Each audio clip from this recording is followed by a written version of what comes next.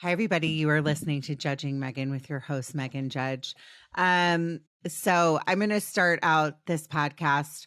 My poor guest, I think, already thinks I'm totally flaky, but I've really kind of had a morning. She's shaking her head. So today is I lost my best friend, Jess, to a really horrific accident 20 years ago today. And my audience knows that I talk about Julie all the time. I talked about her on the last podcast. I thought last podcast would be out in April, but I was talking about it the last podcast. So today I'm kind of like in a weird space, and I've even considered maybe I shouldn't record, but for some reason, sometimes I'm drawn to people, and my guest today I'm definitely drawn to, and I find her really inspiring. And I thought about Julie this morning on my walk. We're both South Bay moms, Jessica and I. So I felt like I should probably have her on. Maybe she can talk me down. But I will tell you something that happened that my audience might appreciate. So I am a total hothead. And most of my listeners know that. And I'm Irish and Italian. And I've gotten myself into some hot water in my adult life and throughout my whole life, to be honest. And the book, the chapter that I just had come out called Her Badass Story, I talk about how I kind of like snapped. And I was at this party and I called this girl an effing loser. And all these moms that I thought were my friends for years, like turned and like never spoke to me again. And I couldn't even go to Target because people would turn the opposite direction. And it was like horrific. And the community where we live in, there's a lot of like older mean girl moms. And I don't know if you've ever encountered this, but it took me down like the worst path. And so I think of where I am today. And so I'm walking today, and this is kind of funny. And honestly, like if you know me, you'll either think, oh, she's a cuckoo bird, or this is funny. And so Meghan, so I'm walking, I'm thinking about Julie. I was trying to enjoy my morning. I sometimes talk to her when I'm thinking about her in my head. And the girl that like wronged me, like with my ex best friend, whatever, who I can't stand, walks by me and she just tries to mess with me. And she goes, "Good morning." And we're on like this wood chip path, like side by side. And she just caught me on like the worst day. And I literally, excuse my language, listeners, but I literally said, "Go fuck off." I kept walking. And honestly, like, I hope you still want to be a guest on my podcast, Jessica. But I thought about it afterwards and I'm like, why did I just do that? Like, I'm just making things worse for myself. But then I thought about it too. And I'm like, someday when I'm old, I'm going to think I was like really funny, and I'm never going to be ashamed of who I am and that I stand up for myself for the rest of my life. Like, I hope my daughters are the same way. Like, I know a lot of people would be like, why did you do that? Like, what's wrong with them? You're giving them power. But I don't know. I'm actually taking my power back, to be honest with you, because many times when they try and mess with me or say hi or whatever, they know I can't stand them. I openly wrote a chapter about it, but I usually just ignore them and I walk like the opposite direction. But today I just was like, you know what? Don't mess with me. Don't mess with me today. Jessica Patay, welcome to my podcast. I warned you. What a way I was to like, start, Meghan. I would love to, first of all, like, tell me what you think about me. You want to break this down and tell me if I'm a cuckoo bird, and maybe like, I don't know. I would love your thoughts, though. I know I just met you, and I hope I didn't terrify you. No, you didn't terrify me. I mean, there's more to the story, right? There's more that I don't really know. I don't really know the backstory and exactly what happened. Yeah. So it's hard for me to fully comment, but obviously you were hurt. Obviously it's a group that doesn't feel safe. And so if you see somebody from that group, it's going to push. It's like triggers. Those buttons. Yeah. And you were putting up a wall. Like, I guess what it is, and I hate to like bring you in because obviously you don't know these women or know the whole story, but like, I don't know. I just felt like, why of all days, like just go away. Like I just need to be, I know that you've recently gone through some hard things and you're grieving, and I will tell you, and I talk a lot about the grieving process and loss on this podcast. For me, grief is like, it's never going to go away. And I hate to say that because oh no, it's true. It's true. In some ways, like if somebody's newly going through a loss, it's hard to hear that. But grief turns into like different things. It's a whole process, like they say, and it doesn't like last a year or 2 years. If you truly like loved somebody and this person was like your world, like my best friend was, then I will like walk the rest of my days on this planet like my heart is broken, And so like that's what I kind of want to, I mean, I hate that I started out this podcast and met you this way, but I want my listeners to know that happened, and sometimes I stumble and I'm not perfect, and I say dumb things and I do dumb things and I mess up, but I kind of like myself. And I like that I did that. And honestly, I think Julie's like with me today and she's looking down and she's like probably laughing. So let's start there. We've all been put here for a reason and we all deserve acceptance. Judging Meghan with Meghan Judge. I'm a trauma survivor from a really young age, and I have been diagnosed with complex PTSD in the past few years. I've been surrounded by death and abuse much of my life. I've been dragged through the mud and have been to the point of not wanting to go on anymore. Through my interviews with other survivors, I've learned that there is a way out. From recovering to surviving and thriving, we all have the strength to come out the other side. You are listening to Judging Meghan. Welcome, Jessica, to the podcast.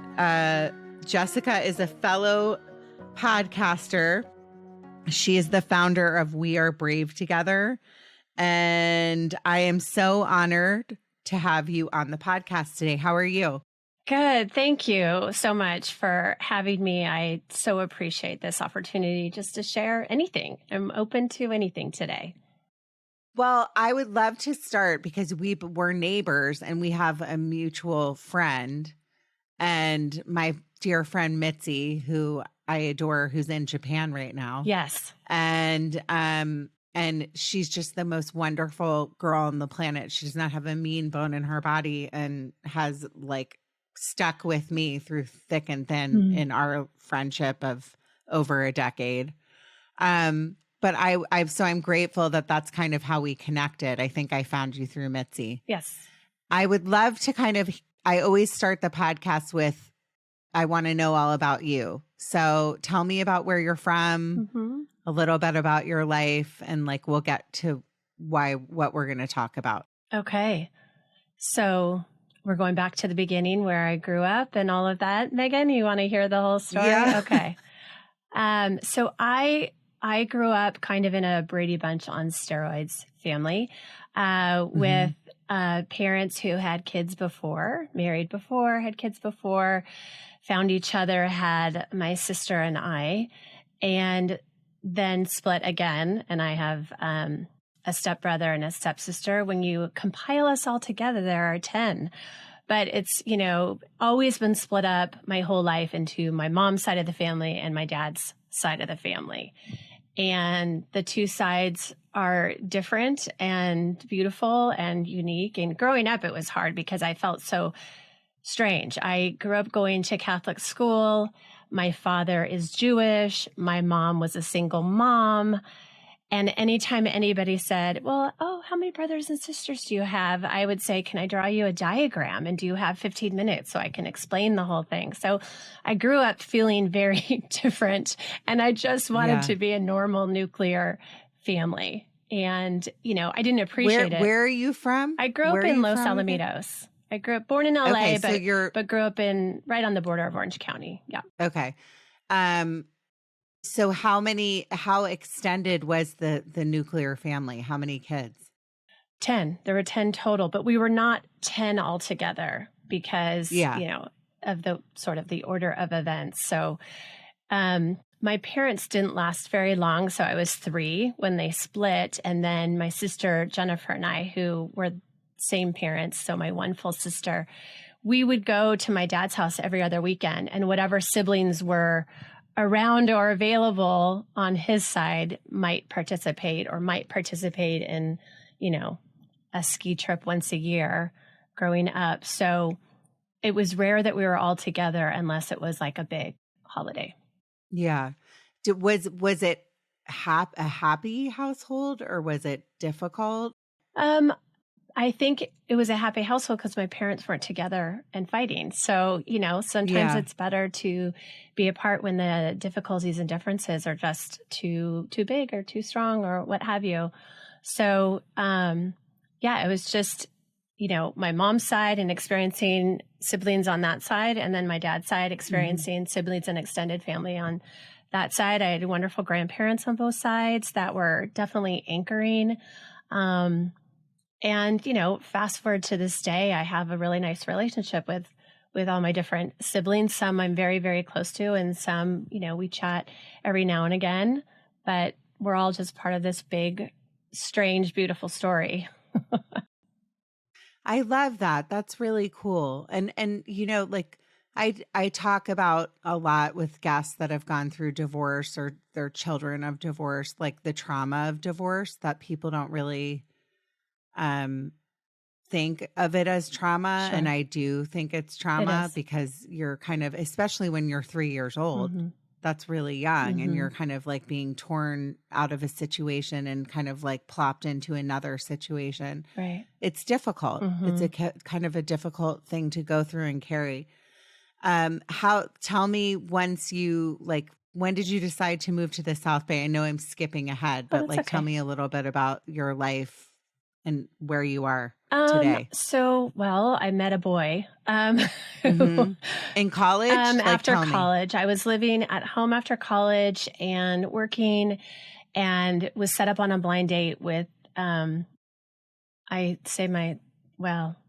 ex-boyfriend. I'll just say ex-boyfriend. And that's how I got introduced to the South Bay, was because he lived here, and then I met some great friends. And even though he and I didn't last, those friendships lasted. And so we all moved in together.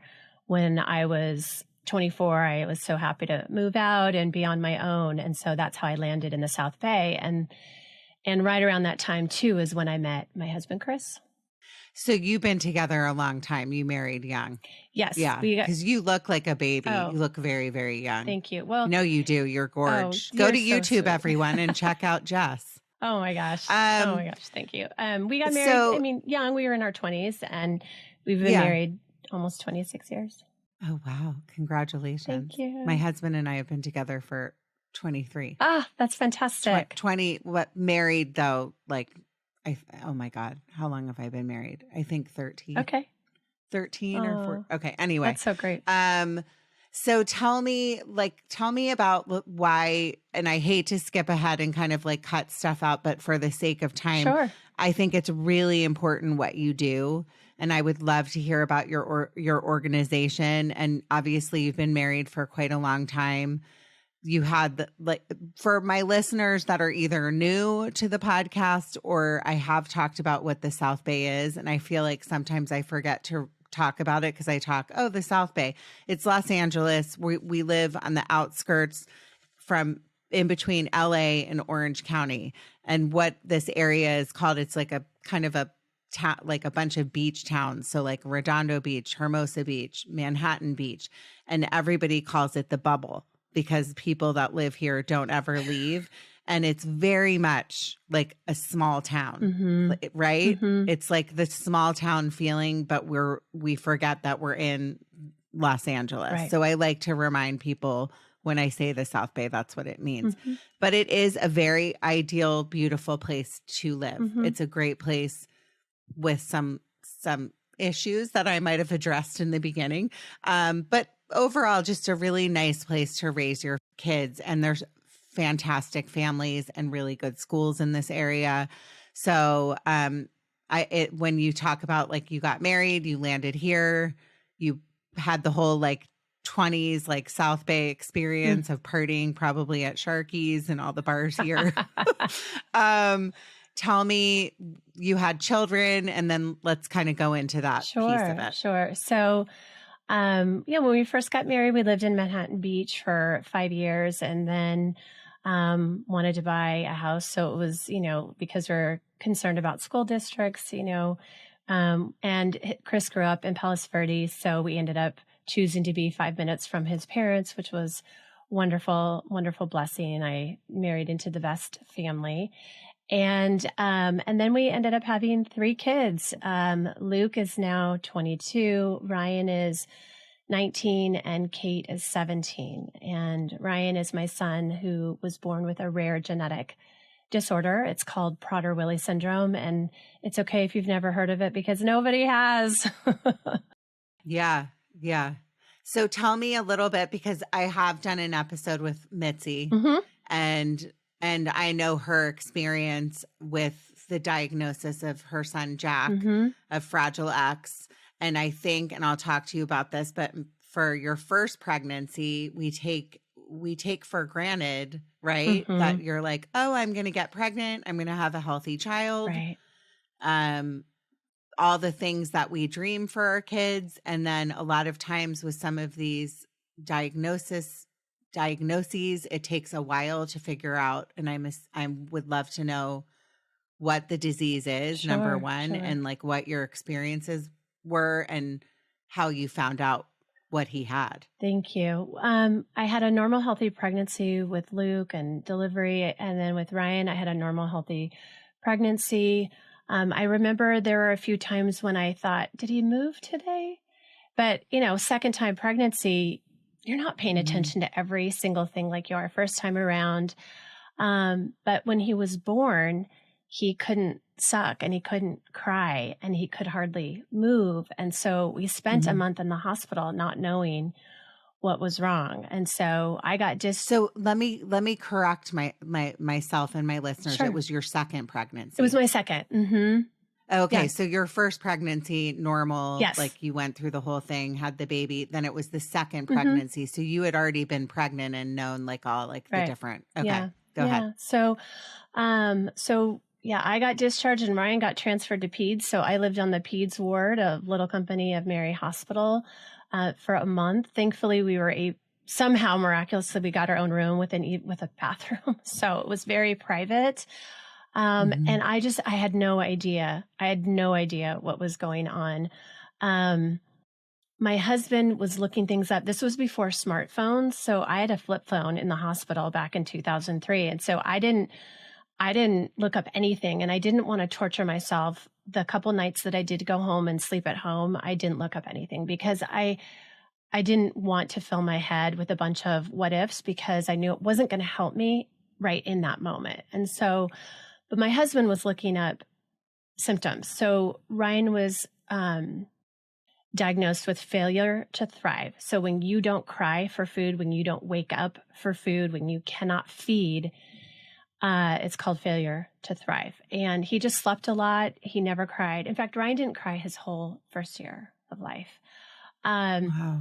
And he looked up, his testicles were undescended, which, for that to happen for one is kind of normal, but for both is unusual. And so he looked that up.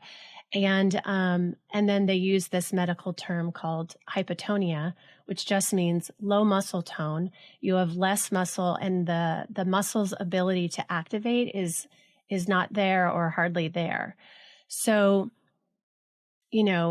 we had an OT that came in, I think, day 3 and pointed out everything that Ryan should be doing, but wasn't doing, and like all the details. And, to suck and to nurse or even take from a bottle, there's 1,000 things that go on with your mouth, your tongue, your jaw, your lips, everything to make sucking work. And he could not do it at all. So she started working with us and teaching us exercises to wake up his mouth. And they were doing tube feedings with my breast milk and calorie-rich formula, hoping that he would just gain some calories, gain some weight, and maybe kind of wake up. But that didn't happen. And so My husband found Prader-Willi syndrome online when he looked up the symptoms, and he said, will you test for it? And of course, there were a few doctors that said, well, he doesn't look like it, because there is a look, not as significant as Down syndrome, but there is a look.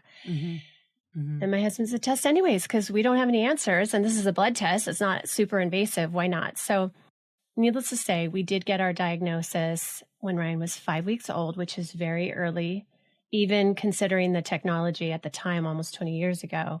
We were very lucky to get an early diagnosis. And so that then set us on a path for treatment, for the right doctors, and to get the right support and education that we needed, thankfully.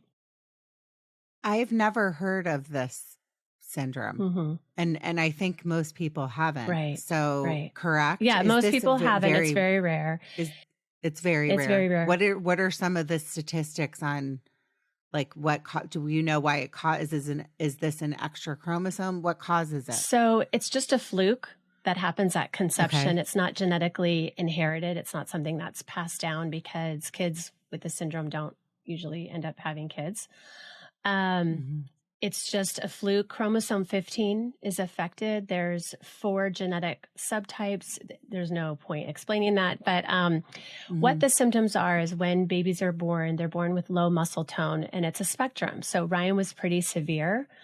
The average in PWS is that you sit up at 1, walk at 2. Ryan didn't walk till he was 3. Even having been on growth hormones since he was 10 weeks old, growth hormone shots every single day, because it's specifically indicated for PWS.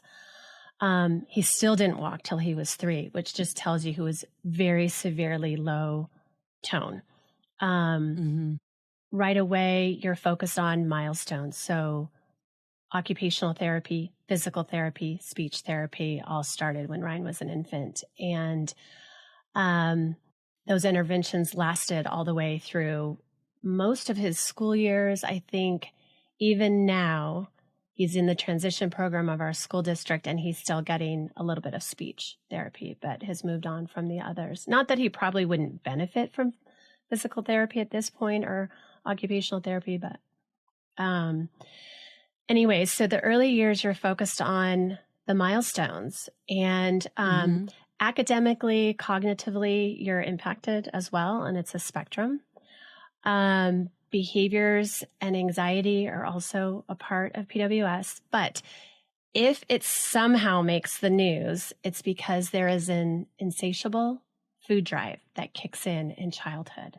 So the brain and the body do not tell you that you are full or that you've had any food. So some people say their kid is hungry all the time. Some people will say, my kid just doesn't feel full. And that leads to food-seeking behavior that is life-threatening. So we lived with a lot. Okay, let me ask you a question. Sure. Going back a little bit, what was that like to get the diagnosis? Was it, like, obviously very upsetting? Yeah. But was it also like, okay, now I have some answers, and like, this is what we're going to do?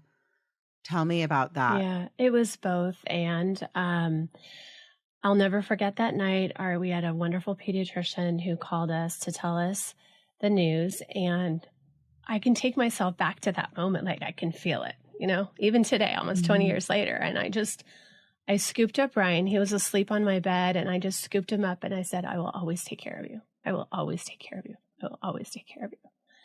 So it was heartbreaking. It was great to get an answer, but it's heartbreaking because then you read about it and it's scary and it's shocking and it's strange, the mix of symptoms, and you immediately start to do the what ifs. How is this going to play out? How is this going to affect Luke, who was 2.5 at the time?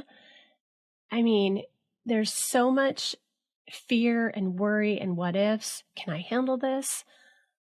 It's just, there's a mix of emotions. And thankfully, I have a great husband, and he, from the beginning, was all in. So, he's the one who essentially diagnosed Ryan, and he's the one who reached out to the Prader-Willi syndrome organizations right away.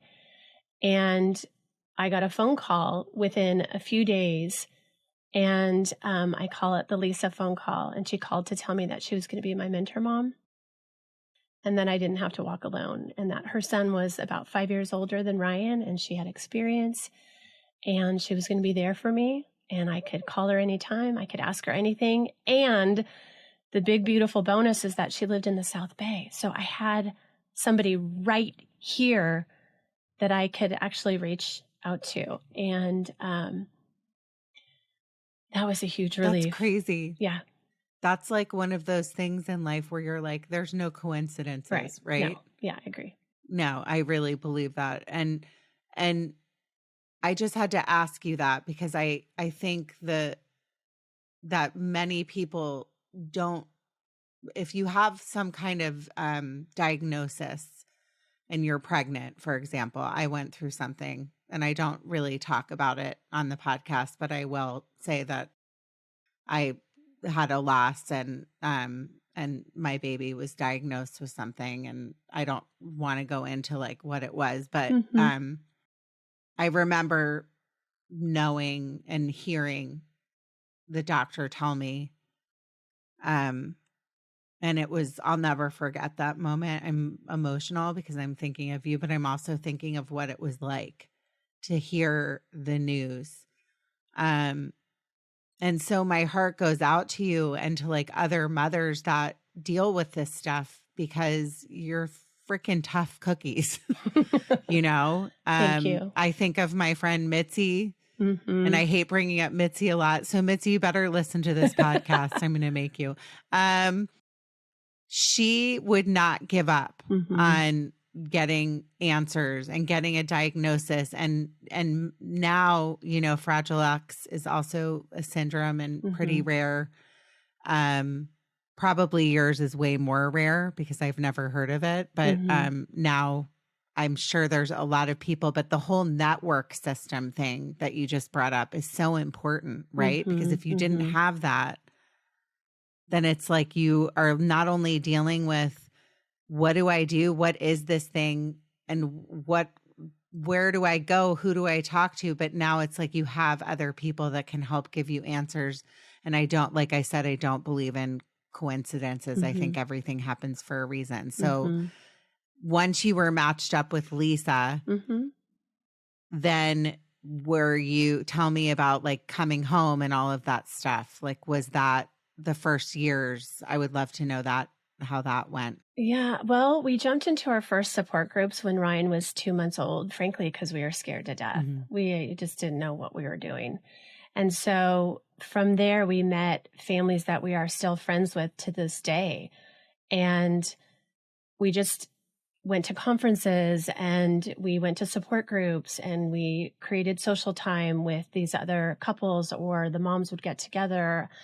We wouldn't often get together with our kids, and even still to this day, because of the food piece, it makes it so difficult because there are different levels of anxiety surrounding food. And so to do a get together and a party with food out is horrible in PWS world. So we generally get together without our kids. Can you explain that food piece a little bit more? Sorry absolutely. to talk over you because I think you started and then my big mouth interrupted you. What exactly happens with the food piece so that they can't control their brains to know when their stomachs are full? So Correct? so they don't have any feeling of satiation, right? They don't feel full. They don't feel satisfied. Yeah. Okay. So, because of Ryan's early diagnosis, we knew to have him on a food schedule. And we knew that we needed to be careful about portions. We knew not to do seconds. We knew that you needed to plate the food in the kitchen, that you don't do family style. And we just adopted all those practices from the very, very beginning and didn't waver. And then at some point, you have to lock your kitchen because the food drive becomes scary. And kids, no matter how well they may be trained and followed and supervised, and it doesn't matter, they will never be able to self-regulate. They'll never be able to say, oh, I had breakfast and snack is not till 9:30. I won't touch the pantry. I won't touch the fridge. So we live with a locked kitchen. We didn't have to do it till Ryan was 13, which was pretty shocking. I thought by the time he was 5 or 6 that other shoe would drop and we would have to start living with a locked kitchen. But it lasted until he was 13. And then by the time he was 16, we had to be extremely vigilant, meaning do not leave anything open for a second because he's paying attention to who's not paying attention and where everybody is. And he's going to go and take something out of the fridge or the pantry when no one's looking. So there's a vigilance with which I live. If I wake up in the middle of the night, I go and check the kitchen because I am not the last one to go to bed. So I go and check and make sure that the kitchen is locked. And we just have everything either fridge or the pantry. That's it. There's nothing in the freezer, nothing in our outdoor. We have a fridge in the garage. There's nothing in the freezer there, rarely ever, because it's too difficult to lock. And that fridge is locked. And the kids know we've given Luke and Kate locks for their doors, but we've also told them not to put food, gum, or candy in their rooms because the moment that they forget to lock their room, Ryan will go plundering and pillaging through the rooms to find something. So everyone's trained, everyone's on board. I remember distinctly thinking just like the dread, like, oh my gosh, we have to lock the kitchen now when he was 13 and like having a family meeting and announcing, okay, it's time, we have to lock the kitchen. And you realize when a kitchen is locked that you open and shut things 10,000 times a day. And we're a family of 5. So anyway, we're all used to it and we got used to it actually pretty quick. It sounds very exhausting. Yeah, it is. It's hard to like monitor that. What are some of the other symptoms like that come along with this? So it's a spectrum. So some kids are greatly impacted cognitively, some are less. Some have mobility issues, way worse than Ryan. And certainly if you either get a late diagnosis or you find it very hard to control the diet and the food-seeking behavior, your kid is going to become overweight, and then that has its own problems: diabetes, high blood pressure, that kind of thing. Ryan is thin; he's always been thin. Typically you have low metabolism in PWS. And so you're on a very careful diet. I've never, done gluten-free, sugar-free, dairy-free, or any of that kind of thing. I haven't had to be that extreme, but I've been careful always. But once his growth hormone dose was lowered, we noticed a huge bump in his weight. He just filled out. He was always super, super skinny, like almost abnormally skinny. In fact, I had one teacher, I think in middle school, say, "Are you feeding him enough?" And I'm like, "Yes, I'm feeding him enough." But he filled out maybe a year and a half ago. He filled out, like he got man thighs and he just, got a little squish around his middle, and he never, ever had that. And it was a little bit panicky feeling because he had gained like 40 pounds in a year, which is that's significant for anyone. But in the PWS world, it can be dangerous because it's like a sack of potatoes on your chest. So you're managing weight. You're keeping everything locked. We as a family don't go to restaurants with Ryan usually because he inhales his food and he gets very anxious in a restaurant because he knows the portions are way more than he should have. And so he's worried we're going to take his food, which we don't. When he was little, we would always split it in half. And at some point that became very hard to do. And so we don't. And we just don't go to restaurants because it's just too much food and his anxiety goes up. And we don't take family vacations anymore, the 5 of us, because pulling him out of his routine makes him very insecure about food, like we're not going to feed him. It's irrational, doesn't make sense. He's never missed a meal or a snack. I always plan ahead for everything. We're going to be in the car with, going to LA for a specialist visit, and we're going to hit snack time. It's packed. It's in the car. So he's never missed anything, but taking him out of his routine makes him insecure about food, so we don't do family vacations with him. Plus Plus, I spend so much time just managing the anxiety and the food security that it's not pleasant for everybody else. So it does affect anxiety things. is a big part of it as Yes. well. Yes. And so if he went through school, was he with any other students with the same diagnosis? No, there's never been another kid, I think, we're in Palos Verdes in our school district with Prader-Willi syndrome, to our knowledge. And Ryan has always been in a special day class, and he's always had a one-on-one with him. And that's what he's needed. What does it mean, like, to grow up, like get older? What does he have to be constantly supervised? Is he going to have some kind of aid for his life? Like, tell me a little bit about that. Yeah, he'll always need somebody watching him 24/7. Because let's say, even if I trained him to come home by himself after school and wait 45 minutes until the babysitter arrives and I'm at work, the kitchen is locked. The kitchen has to be locked. And so, God forbid, if something were to happen and that babysitter doesn't show, he doesn't have access to food or water. I mean, he has tap water, obviously, but he doesn't have access to food. And it's just not something that we can't teach him to be independent with his diet and with his meals or his food schedule. Because of the food-seeking behavior, he will always need somebody truly to watch him and look out for him, because he won't learn to cook for himself. He will not learn to grocery shop for himself, even though for kids who are impacted as much as Ryan, that's, life skills are heavily focused on in high school and in the transition program.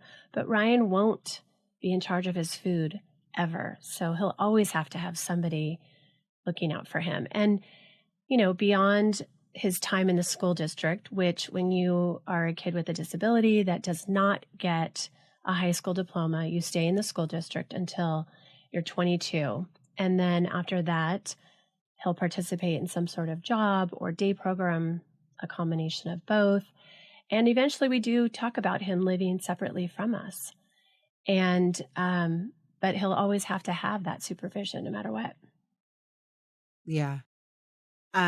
Tell me a little bit about your organization. Why did you start it, and tell me about that. Sure. So I like to say that We Are Brave Together is born out of my heart for special needs families colliding with my passion for the friendship of women, my passion for community.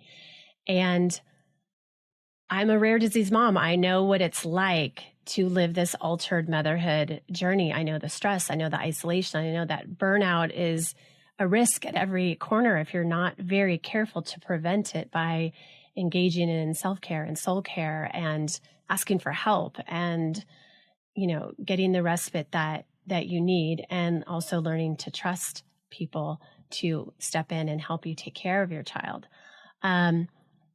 I always say that connection and community saved me. If we didn't have the Prader-Willi syndrome community from the beginning, I wouldn't be here today. I think I'd be burned out, depressed, and anxious. And I want all moms to have other moms who get it. I want all moms to have other moms who surround them with validation and support and care and remind them that they don't have to do this alone. I believe that when women leave behind cattiness and competition and comparison, that the intersection of our lives is a gift. We have so much to give each other. We have so much strength and courage and bravery and love and compassion to offer each other when we leave all the junk behind. And so I thought, if I just create this huge community of moms, people can just show up. They don't have to create it for themselves. And so our mission is to combat the isolation and the burnout and the compassion fatigue that caregiving moms face by offering support groups, whether it's virtual or in person, by offering educational workshops and offering low-cost retreats. And our organization covers most of the cost of attending a weekend away. And we also offer scholarships, because even though we might charge a little bit. There are still moms who say, I don't have that. And I want to give them access to a weekend off. Is this a national program or is it just local? It is international. We represent all 50 states and 22 countries and in our membership. And we have about 20 or 22 support group leaders. We call them connection circle leaders. So we changed our name just because there are so many non-supportive support groups. So we call our groups connection circles here in 2023. And we have some very specific connection circles. And then we have some that are just by geography, by state or by country or by city. You really inspire me. I say a lot, put it like one of the most important things in life, I'm really spiritual, is to use your pain and put it into purpose and living a purpose-driven life, right? And like, obviously, we never know what's around the corner or like what we're going to encounter in our lives. Like we kind of think you're a young girl. We have dreams as little girls that one day we're going to get married and we're going to be living in this perfect house and we're going to have like 3 kids or whatever it is. And you don't really realize like each one of us in life is going to encounter some kind of hardship, whether it be loss, whether it be a diagnosis like what you went through with your son.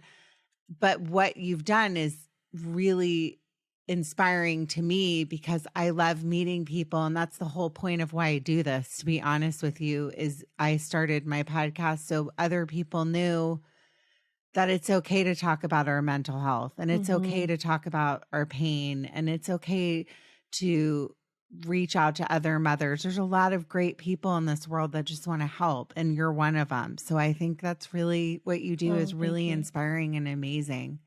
If I have a listener that's listening right now, how do they reach out to get either themselves into your groups or tell me a little bit about that? Sure. So we include every diagnosis, every struggle. So whether it's medical, whether it's straight mental health, if you have a child struggling with depression or anxiety, if you have a child that has a rare disease or something common, or you have a child who's struggling and you don't even have a diagnosis yet, you are welcome to be a part of We Are Brave Together. And you just go to our website, wearebravetogether.org. And you'll fill out the little pop-up form to join the community. You'll get on our email list. I promise we won't spam you. We'll send you, all our offerings. Everything that we're offering is on our website. And we also have a podcast, Brave Together, and it's a library of inspirational stories and experts. And we're just trying to put out as much content that's free and accessible so that moms know that they're not alone and they can learn and they can grow and feel a little bit less isolated and overwhelmed. I love that. That's great. Not to take a sharp turn, but I will because I know that I'm inspired by your story and everything you've been through, but I know that you've recently gone through a pretty, really hard loss. And you talked in the beginning about losing your sister. And I would love to know how you're doing and if you're comfortable talking a little bit about that. I know it's very fresh. Thank you. Thank you. Yeah.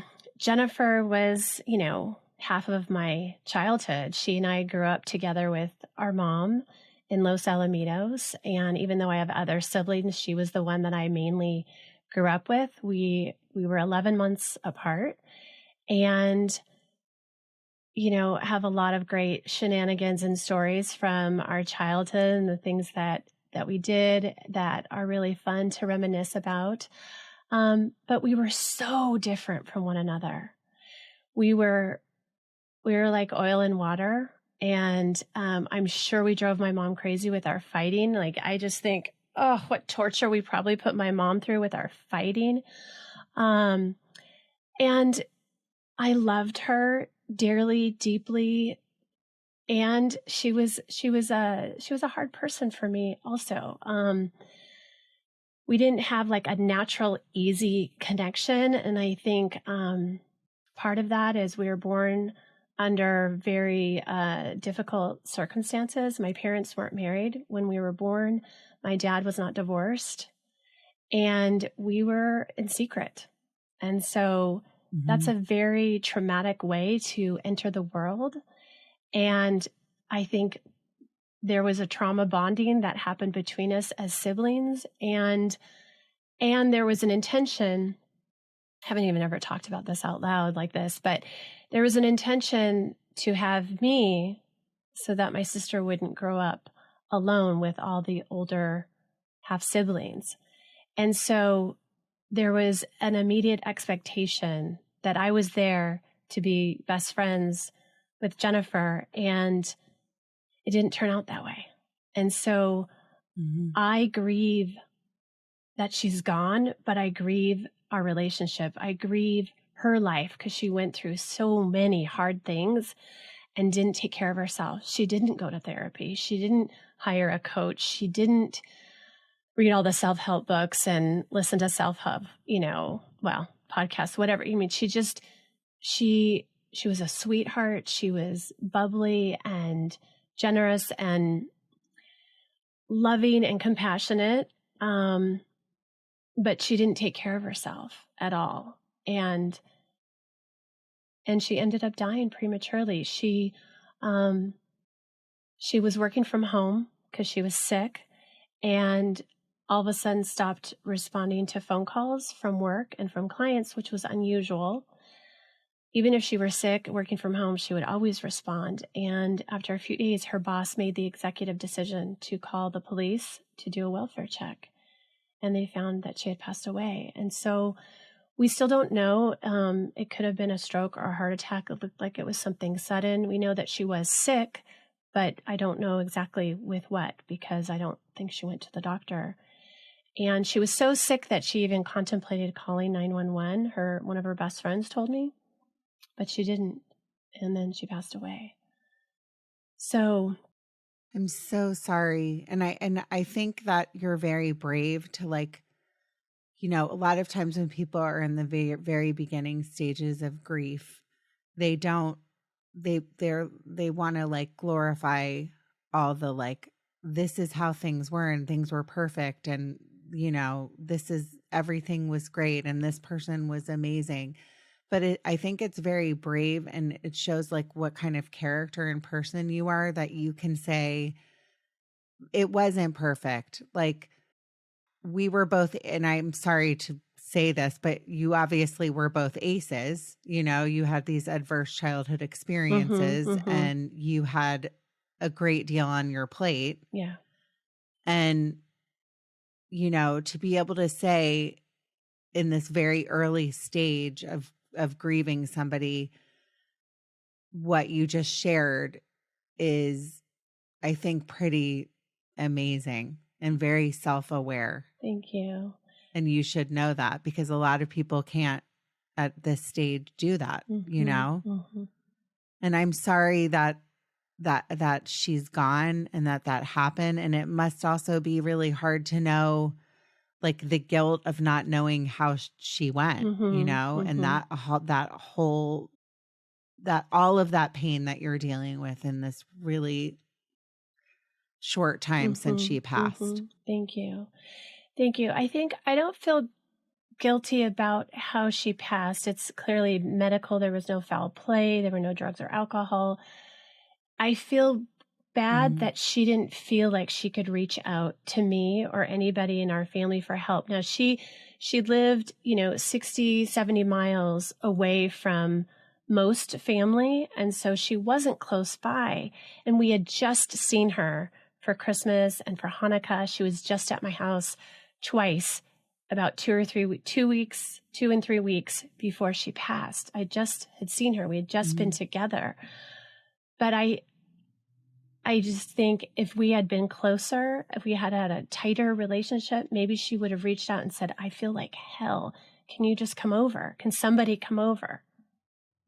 I don't know. And I'm not going to live with regret, but I honored my regret and said it and wrote it and journaled it. And, you know, yeah, could I have done more? Could I have been closer to her? Could I have really, really encouraged her to move closer to family? Yes, but she's a grown woman too, and I can't control her decisions and what she wants and what she needs or what she felt like she needed to do. So the grief is so mixed. It's that she's gone. She's gone so young. Her life was so hard, and she never really, in my opinion, got the healing that she was deserving of. And and she lived a more isolated life. But she was well loved. When we had our celebration of life, it was beautiful what my siblings said, what everyone in her office said about her, and other people along the way that reached out to me to tell me sweet stories of how she was so kind and so warm and so welcoming. We should all be as warm and welcoming as my sister. She was so open and so kind. Well, I think the way that you're remembering her is the way that the most amazing way that you can honor somebody. You're still in like the very beginning stages. And I think that what you've gone through in your life just shows other people like how to process things and what kind of strength you have as a human being. There's really no guidebook on how to deal with loss. People can say to you, all kinds of things. Right. Like, I'm so sorry. Like, how are you doing? I have one of my best friends going through more loss than anybody could ever imagine, and for one human being to bear in a lifetime. And I don't even know the right things to say to her. It's like once you've been struck by the things that you or I have been through in our lives, it doesn't mean we're experts and we know what to say. The best thing you can do is be kind and gentle to yourself and don't blame yourself. Right. Oh, absolutely. Yeah. And, it's so important. I believe that we're all here for such a short period, but like, a lot of times when people are struggling or suffering like that, they're free, and I like to think about it that way. That maybe she's free and she's just with you and you just can't see her. Right. But I always say they're in the next room. I like that.